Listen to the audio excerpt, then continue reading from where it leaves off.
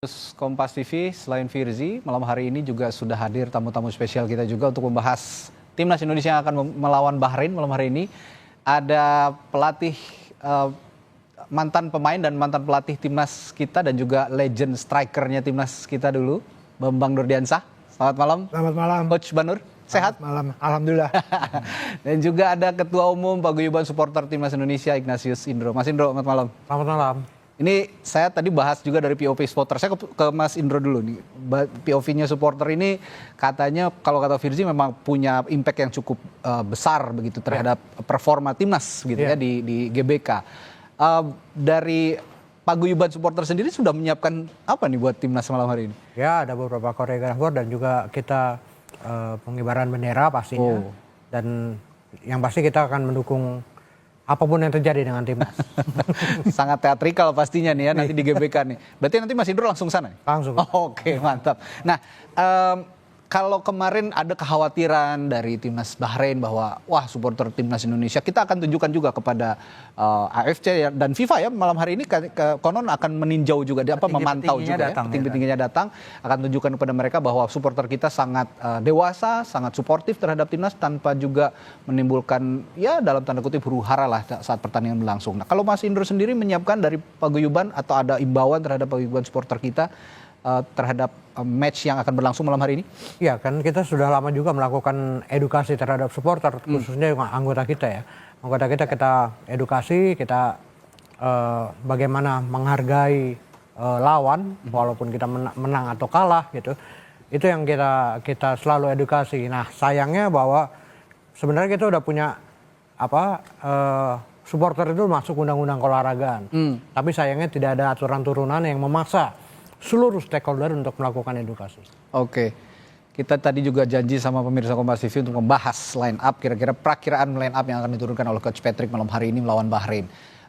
Saya tanya dulu sebelum ke situ ke Coach Banur, Coach, kalau harapan supporter sangat tinggi terhadap timnas kita malam hari ini, dari Coach Banur sendiri, saya pikir punya harapan yang sama? Iya, pastilah. Sebagai orang Indonesia, sebagai juga bekas pesepak bola dan sekarang juga kerja di sepak bola. Ya.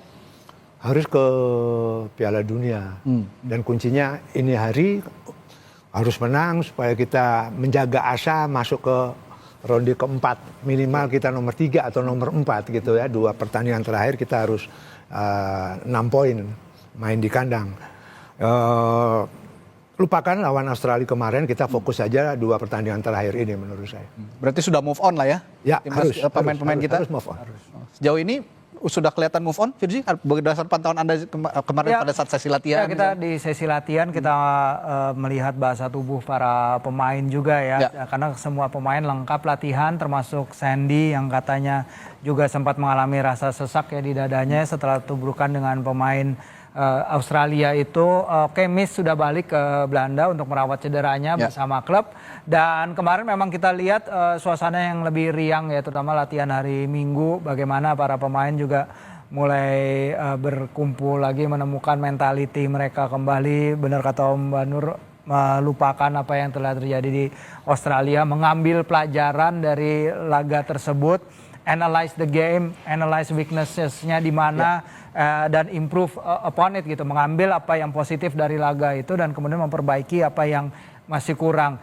Dan Coach Patrick juga mengatakan hal sama ya, positive mindset bagi dia, ambition untuk mendapatkan hasil bukan hanya 1 poin tapi 3, itu juga ditekankan oleh Marcelino di konferensi pers Hamin 1 laga. Dia bilang tim ini siap 100%. Mereka udah evaluasi pertandingan Australia dan menatap pertandingan dengan sangat serius. Dan dia janji tim ini akan menunjukkan the real timnas Indonesia ya di laga lawan Bahrain ini. Jadi memang pelajaran-pelajaran yang berharga dari laga lawan Australia itu yang sudah mereka tetapkan tadi. Oke, langsung masuk ke formasi. Kira-kira kalau di Sydney kemarin, saya melihat 4 defender ya dimainkan sejak awal. Sebenarnya kalau di sini mungkin Om Banur juga ada pandangan taktis ini ya. Tapi kalau menurut teman kontributor kami yang berangkat ke Sydney di sana melihat laga, memang formasi sebenarnya adalah 3-4-3 atau 3-5-2 variannya ya. Oke. Karena positioningnya itu sebenarnya, positioning antar pemain Dan Dean James kan juga baru pertama main bagi timnas ya. Jadi dia begitu maju dan Verdonk itu ke bawah terlalu ke kiri. Jadi emang kalau dari TV ada momen-momen laga di mana terlihat seperti kita main 4-3-3. Tapi kalau yang datang ke stadion melihatnya itu adalah 3 center back. Jadi dia sangat yakin soal itu. Jadi inilah yang adaptasi yang harus kita lakukan dengan beberapa pemain baru, terutama Justin yang biasa menempati posisi itu dan sekarang hari ini dia bisa main. Kemarin kan tidak bisa diturunkan ya. Jadi harapannya memang entah tadi Pak Marji juga udah ngomong ya di Kompas TV ada sesuatu yang berbeda nih dari laga kontra Australia yang akan mereka tunjukkan. Lihat aja nanti. Nah, ini menarik nih apa nih lihat aja nanti. Ini yang jadi kejutan oleh oleh timnas Indonesia buat Bahrain nanti tentunya. Saya ke Coach Banur lagi. Kalau kemarin melihat penguasaan bola timnas melawan Australia ini sangat bagus, sebenarnya cukup bagus. Ada sekitar 60%, tapi minim gol. Anda sebagai mantan pelatih, mantan penyerang timnas juga ini yang seharusnya punya advice lebih baik untuk serangan-serangan kita di GBK ini gimana, Coach? Ya, dari sisi itu benar. Possession kita lebih dari Australia. Tapi kalau melihat hasil kita kan kalah. Yang penting results kan. Nah, artinya gini, biasa tim kalau punya taktikal yang baik, dibiarkan orang menyerang dulu, seperti lawan Australia kemarin. Kebanyakan kita menguasai bola, tetapi ketika kita bola kerebut lawan, counter mereka itu yang efektif sekali. Nah, nanti jangan sampai terjadi. Bisa kemungkinan terjadi Bahrain main seperti mereka. Anak main di kandang lawan, dia tunggu, dia melakukan counter yang efektif. Artinya gini, harus ada keseimbangan waktu menyerang dan bertahan.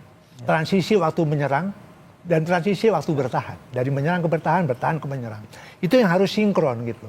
Jangan juga karena main di kandang, keinginan menang sehingga terlalu terbuka, itu juga berbahaya. Menurut saya gitu. Jadi harus seimbang. Waktu kita menyerang, lini pertahanan juga hati-hati gitu kan. Tidak tertutup kemungkinan Bahrain main apa yang dilakukan Australia. Dia tutup dulu, dia bertahan dulu, melakukan counter attack yang efektif. Kenapa kita gampang kemasukan? Ketika kita ketinggalan 1-0, anak-anak lawan Australia kepengen cepet-cepet membalas gitu. Sehingga kelihatan terbuka sekali dan counter-counter itu yang berbahaya yang mengakibatkan terjadi gol. Terus lagi bola-bola mati.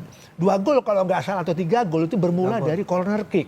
2 gol. Ya. Nah ini saya pikir behind the team ini sudah tahu, udah ada catatan yang mereka sudah analisa lawan Australia bagaimana memperbaiki tim ini ketika lawan Bahrain nanti malam. Oke. Nah, saya tanya juga ke Mas Indro nih. Ya kalau tadi kan dari POV-nya seorang coach gitu, POV-nya analis sepak bola, sekarang saya POV-nya supporter nih. Kalau penilaian Anda terhadap performa timnas kemarin di Australia dan sepertinya akan ada perubahan kalau tadi kata Pak Marji, apa yang Anda lihat kira-kira? Iya, yang kita lihat lawan Australia itu memang penguasaan bola begitu kuat ya.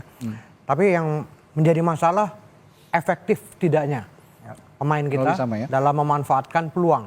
Gitu. Kita berapa kali juga bisa mencetakkan peluang, tapi tidak menghasilkan gol. Terutama yang dua di 15 menit awal ya, 2 peluang ya, sundulan dan juga penalti. Ini sangat disayangkan dan kita harapkan ini malam ini tidak terjadi lagi. Tapi menurut Anda faktor yang paling menentukan dalam pertandingan malam hari ini kira-kira apa ya? Ya kalau kita sih berharap bahwa faktor yang terutama bahwa kita bertanding di GBK. GBK dengan dukungan pemain ke-12 kita, supporter ya, yang demikian besar ini menambah semangat dan gairah para pemain kita untuk bermain ketika melawan Bahrain. Dan juga saya tanyakan juga pengadil di lapangan nih. Ini pengadil di lapangan punya andil juga untuk menentukan hasilnya nanti. Referee kita malam hari ini dari Tajikistan ya? Ya kayaknya lebih aman ya ketimbang pertemuan pertama. Pertemuan pertama emang fantastis sekali ya keputusannya. Cuman saya mau nambahin dikit yang Om Banur tadi bilang soal bagaimana kalau tim kita diserang kayaknya dalam transisi ya Om Banur ya, pertahanan jadi seperti bisa saya katakan kocar-kacir karena mereka seperti terlihat 11 pemain individual di dalam lapangan. Dan ketika saya pertandingan itu juga saya berbicara secara konstan WhatsAppan sama teman saya jurnalis Australia. Dia mengatakan bahwa kami itu emang kuat bertahan. Australia itu emang kuat bertahan, tapi tapi Indonesia tuh nggak melakukan segalanya, nggak menguji, nggak cukup menguji pertahanan Indonesia. Walaupun kalau lihat statistiknya sih sebenarnya bagus. Kita tuh norehin 218 operan di paruh lapangan mereka berbanding 77 dari mereka di paruh kita. Kita ada 19 sentuhan di kotak penalti ketimbang mereka hanya 11. Dan ini adalah angka-angka yang mungkin kita nggak akan dapatkan di era Coach Shin dulu. Tapi itu dia, kita tuh nggak perlu, benar kata Om Nur, kita nggak perlu angka-angka ini. Ya, We betul. need the result. Saya melihat apa ya, tidak ada upaya untuk making chances sebanyak mungkin begitu. Kalau kemarin saya lihat passing-passing hanya berada di area titik 12 pas, saya tidak ada lihat crossing-crossing. Saya akan tanyakan itu nanti setelah jeda. Apakah mungkin crossing-crossing ini juga di exercise oleh pemain-pemain kita? Karena kita punya pemain-pemain dengan postur yang mumpuni sekarang ini. Kita akan bahas setelah jeda di Breaking News Kompas TV. Tetaplah bersama kami.